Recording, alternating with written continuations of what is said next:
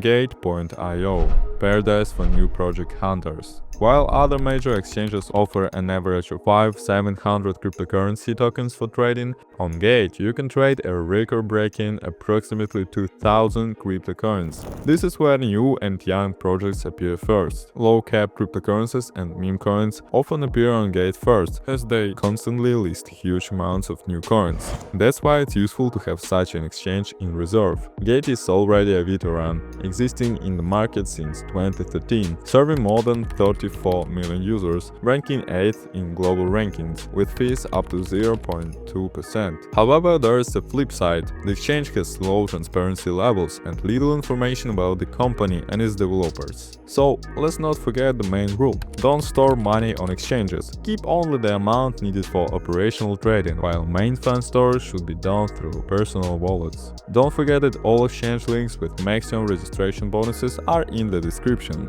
That's all from us. Subscribe to our channel, there will be many more useful crypto videos in a compressed format. See you next time!